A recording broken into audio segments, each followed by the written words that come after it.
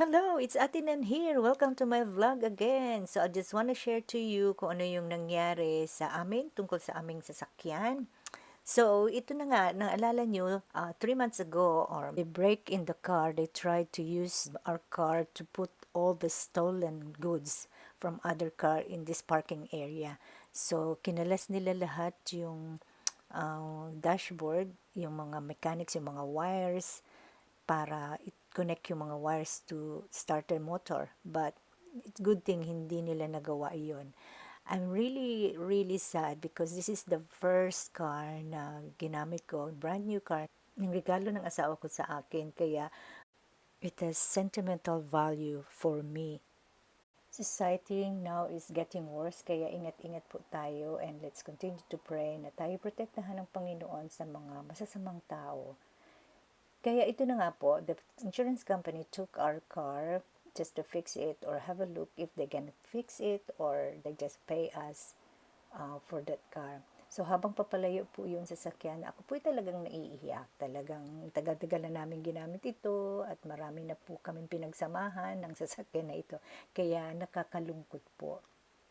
At wala pong kasiguraduhan kung ito po ay makakabalik pa sa amin o makakapiling pa namin siya. After we went to the Philippines, 6 weeks yon, hindi na namin napaayos kasi sabi ng insurance, mahal daw kung ipapaayos pa.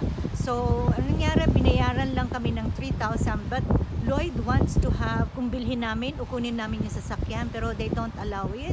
Kung bibili namin yung sasakyan, kailangan magbayad kami ng 500 at hindi na ibibigay sa amin yung 3,000. So, nag-decide na lang si Lloyd na bayaran kami ng 3,000. And then, isang kaibigan namin sa church na talagang ang galing-galing po. And then, sabi ng kaibigan ko na, what about me? Hindi nyo ba pagkakatiwalaan? Sinabi na ko kay Lloyd, and Lloyd said, oh yeah, we can do it. His name is Karsten. At ito na nga ang nangyari.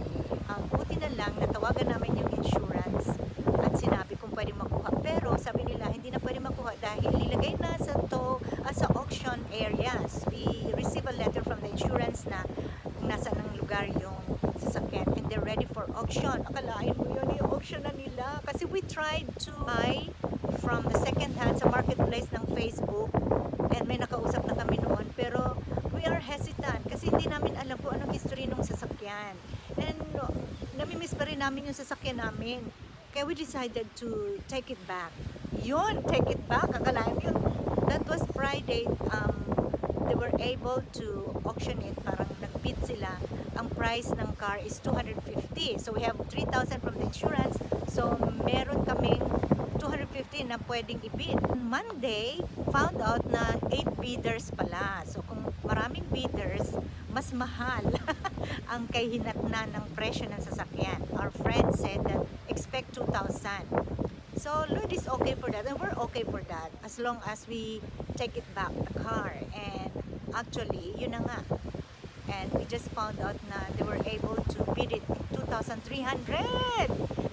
3,000 yung nakuha namin. So meron pang 700.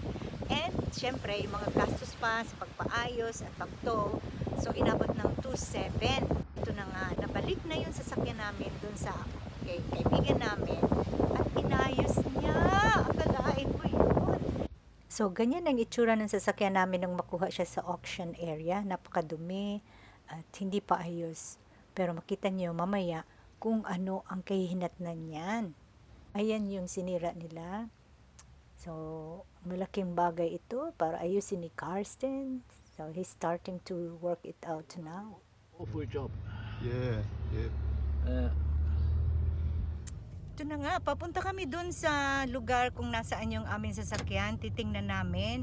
Ang nakakatuwa, naku, ang saya-saya namin kasi naayos yung sasakyan. Akalain mo yun. Ngayon yung araw na nagkaroon ng roadworthy certificate. Nakapasa siya. So, ibig sabihin, pwede na naming magamit ulit. Ay, grabe. Talaga, ang bait talaga ng Panginoon. Marami siyang mga sorpresang ginagawa. Akala namin, hindi na namin makukuha yung sasakyan. Pero ito, may nag-offer at napakagaling niya. So, miracles is still happening kapag ang community o magkakasama ay nagtutulungan. So isa yan sa mga milagro ng Panginoon. Ngayon, mag-withdraw kami ng pera at syempre, babayaran din naman namin. Mas nakatipid kami ngayon kesa bumili ng second hand na sasakyan. Hindi kami mag-aatubiling gamitin yon dahil kabisado na namin yung sasakyan na yon. Itong kaibigan namin, napakagaling niya. Gumawa siya ng cabinet namin. Ang ganda-ganda ng cabinet namin. At sa construction din, dahil meron din siyang company about module tech. Siya yung naggagawa ng mga materials para sa building construction o house construction. Kaya napaka-talented nitong taong ito, skilled siya. He's a German and he's married to Filipina. So, akalain mo yun, it's really a blessing na magkaroon kami ng ganyan sa community. And the more we see na the community, we need one another sa isang church. Kaya kung ano yung mga skill ng bawat isa, we share it para makinabang talaga. And for the glory of God. Kasi yan naman ang nasa Bible eh. So ngayon, malapit na tayo sa lugar niya. At makikita natin yung sasakyan kung ano na ang nakahitsurahan. I'm sure na talagang it's really good. So we're so happy about that. What can you say, Han? Fantastic.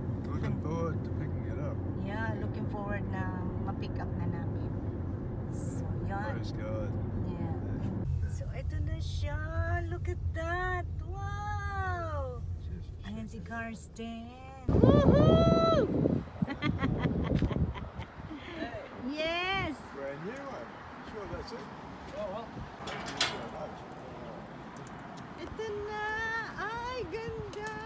Ooh, oh, back to my arms! It's back to my arms! Wow! Wow, look at that! Yeah. So we were going to the, para i-register na siya.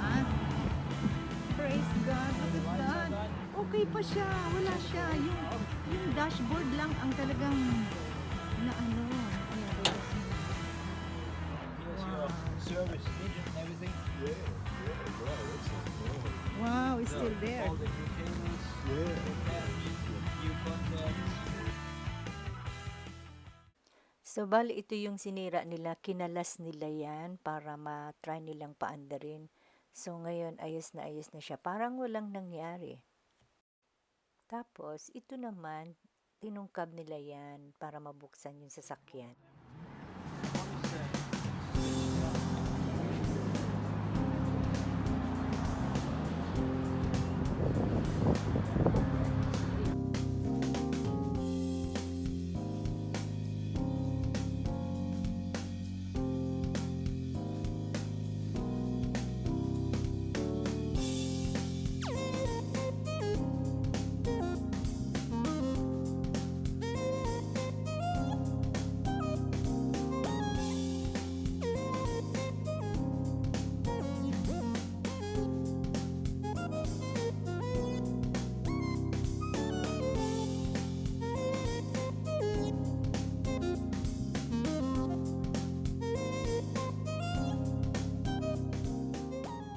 Yep.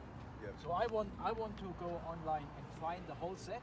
Right. The Yeah. small ones seem to be good, but Yeah. all the long ones are perished. Right. So when it rains, now the water goes into your door, Yeah, sure. and then will start from inside out rusting. Yeah. If you do that in the next half years, Yeah.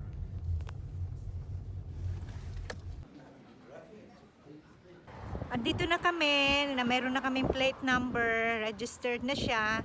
So, pwede na namin makuha yung sasakyan. Ay, exciting! maybe 9. Hold it up, Scott. Ah, Yeah. good to see you. Give a kiss and a hug. Oh, naiiyak ako. Curbs and walls and all these things you. Compact.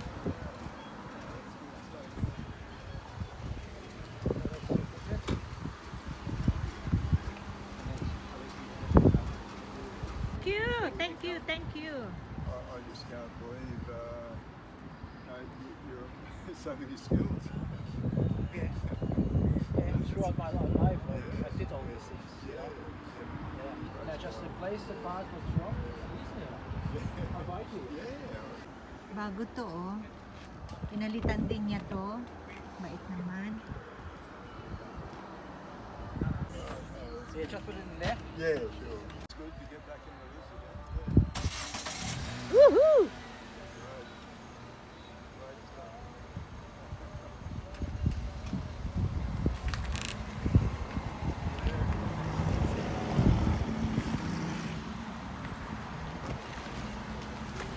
Wow! Ay, wait for me!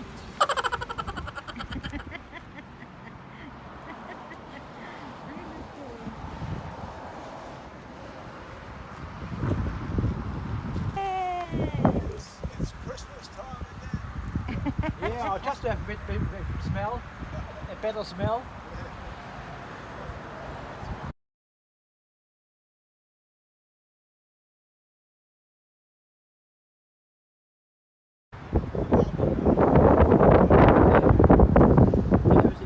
So, ito na po siya. And we are thankful to God dahil He didn't allow people to take that car from us kahit nasira pa. Ibinalik pa rin niya sa amin. And you know, we are praying na kung ano man yung maging kahinatnan ng sasakyan, we are thankful kung ano man ang mangyari. And I cannot expect this one na maibabalik pa sa amin. I believe this is a miracle and the Lord is looking after us na hindi niya kami hahayaan ng mawala ito sa buhay namin kasi gamit na gamit namin ito eh. We are praying the Lord will provide sa aming mga pangangailangan, sa aming pagbili ng sasakyan. Ano nang gagawin namin now that Lloyd is retired and I just work once a week, and si Lloyd din naman nag-work pero it doesn't, it's not enough na makabili kami ng sasakyan. And then the Lord answered prayers na through other friends in the church help us, He was able to fix it. And I thank the Lord because He's doing miracle through other people. It's really good to have community and to have people in the church kasi sa kanilang mga skills nagsishare kami, we're able to share yung ating expertise. Itong kaibigan namin, talagang we are thankful for him, and I believe it's God's answered prayer, but through other people, He was able to answer our prayers. And the Lord is really good, really looking after us. Kita natin na imposible because nothing is too hard for God. We commit it to the Lord, and the Lord answered our prayers, and His ways are higher than our ways. We cannot fathom His wisdom kasi hindi namin alam na meron palang kaibigan na tutulong sa amin. Kaya yun, I thank God for this, at marami na pong nag-look after ng sasakyan na ito, hindi lang si Karsten, meron pa si Steve, isa din po siyang mekaniko, at din po na nangyari yun, inayos po niya yung mga sira-sira, so kasamahan din po namin sa church. Kaya it's really good to have friends in the church, in the community, dahil tayo nagtutulungan din, and I praise God for that. Kaya kung kayo po ay merong sitwasyon sa buhay na kala nyo imposible, just pray it to God, ask God for help and guidance kung anong gagawin, and trust Him, trust His way, kung ano yung mga process na nangyayari, and keep praying, pray and pray, do not be anxious, just pray, and gagawa po ang Diyos. The Lord is good, and He will answer our prayers. See you po, okay, bye bye, sana nagustuhan niyo po ang vlog na to, bye!